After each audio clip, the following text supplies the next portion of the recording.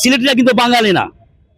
আপনারা জানেন সিলেটের বাঙালি না। না, সিলেটিরা বাঙালি না, সিলেটিরা বাঙালি না। তো আপনি একটু দেখেন, একটু রিসার্চ করেন, সিলেটিরা বাঙালি না, বাংলাদেশি আমরা কিন্তু বাঙালি না।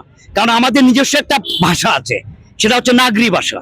তো আপনি যদি সেই সব ইতিহাস টানেন না, হ্যাঁ, কিন্তু আমি আবারও বলছি যে আমরা আবাদি, কিন্তু আমি ব্যক্তিগতভাবে আমার বন্ধু আমরা যারা পড়াশোনা করেছি, আমরা আবাদি গালি হিসাবে দিই না।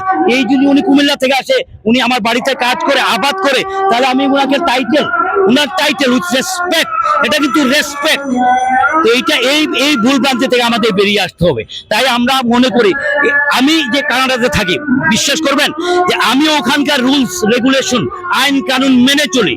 তাহলে আমি শুধু আহ্বান থাকবে যারা বাইরের শহর থেকে এসেছেন, আসুন আমরা সবাই মিলে আমাদের এই দেশকে, কারণ আপনি এখানে থাকেন, এটা আপনার শহর, আপনাদের শহর, যেখানে আপনি থাকবেন এটা আপনার শহর না। তো আপনি মনে প্রাণে এটা ধারণ করতে হবে যে আমি এই সিলেটে থাকি, আমি সিলেটের মানুষ, আমি সিলেটে থাকি। তাহলে আপনিও সিলেটি হয়ে যান, এবং আমি আহ্বান করবো আপনারা সিলেটি ভাষা শিখেন। এটাই হচ্ছে আমার কথা।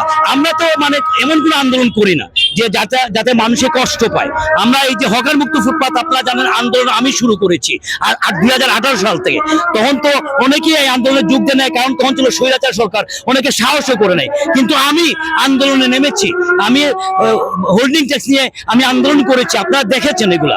তো যাই হোক, এখন আমি আমার সংগঠনের পক্ষে, সিলেটবাসীর পক্ষ থেকে আজকে এই যে জনগণের যে দুরবস্থা, মানে বিশেষ করে রাস্তাটা বন্ধ করার কারণে আমি ক্ষমা প্রার্থী। কারণ আমি আমার সংগঠনের কাছ থেকে ক্ষমা প্রার্থী। আমি এটা চিন্তা করে নাই যে আরিফুল হক চৌধুরী যে পুরো রাস্তাটা বন্ধ করে 4-5 ঘন্টার এই যে দুর্বিষহ, মানুষ আমাদের সাথে কথা বলছে। আপনি যদি মানে নিরপেক্ষভাবে কাউকে জিজ্ঞাসা করেন যে বলেন আপনি যে আপনি আজকে কি হচ্ছে এখানে, হ্যাঁ, আমাদের জনভোগান্তি দিয়ে কোনো আন্দোলন করা উচিত নয়। এটা হচ্ছে আমার কথা।